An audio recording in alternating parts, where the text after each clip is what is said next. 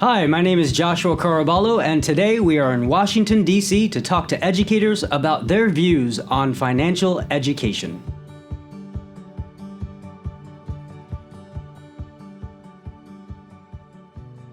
My name is Susan Bistransin. I'm a National Board Certified teacher, and I taught in the classroom for 35 years, teaching personal finance under Family and Consumer Sciences.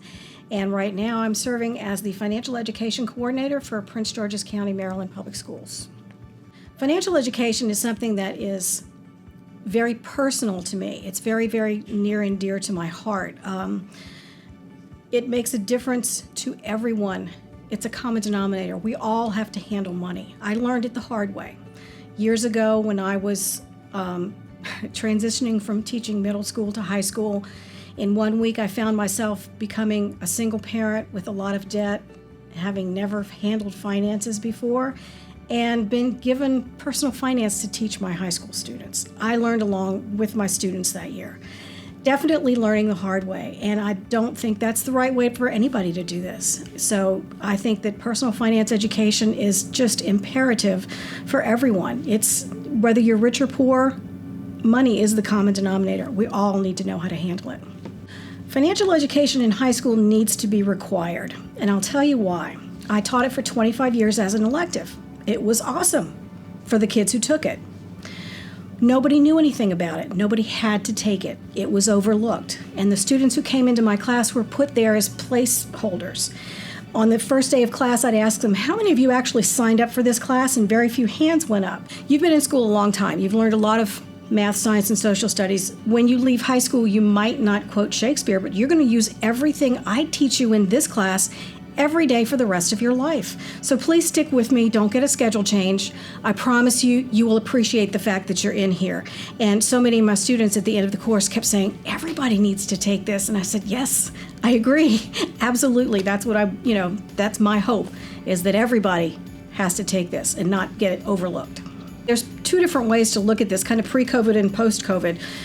When I was in the classroom, the biggest struggles were just not knowing and not trusting the banking system, not understanding investing, being afraid of it, being like, okay, I'm not going to do that. And so helping students to understand what the banking system does, how it works for them, why they should be able to trust it was a huge piece. And one of the biggest pluses of that was they went home and told their families about it.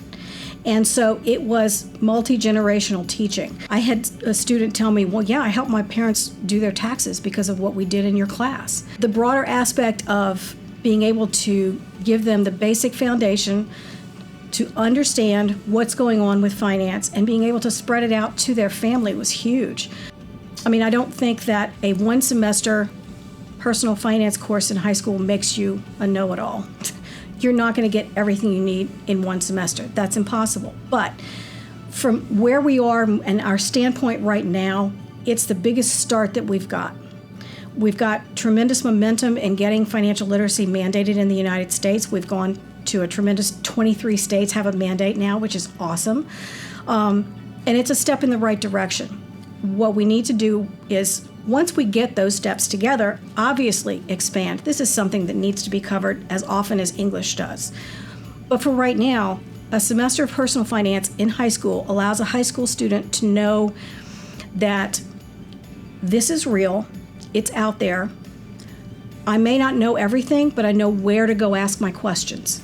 And I know that it's not a bad thing. It's not something I shouldn't talk about. It's something I should be talking about and finding out as much information about my personal finances as possible.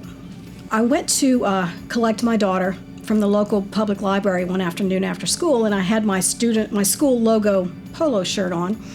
And as I'm walking in, this young man is coming out. He looks a little rough, so I was a little nervous. And he walked directly up to me and said, "Do you still teach at Parkdale?" And I said, "Yeah." And he said, "I don't know if you remember me, and he gave me his name. Well, of course you remember the kids who give you a hard time. He was one of those.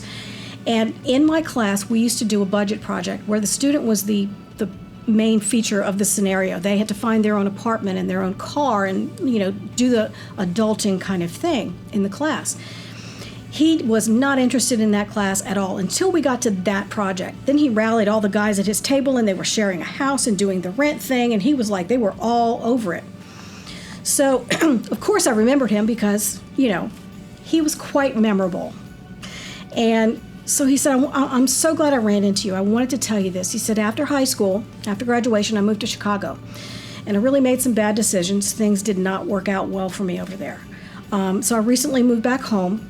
And I want to tell you, I'm using everything we did in that budget project to get my life back together. So I just want to say thank you. That was really useful. It's not often that teachers hear that directly said to them. It was really cool. To learn more, visit NEFE.org.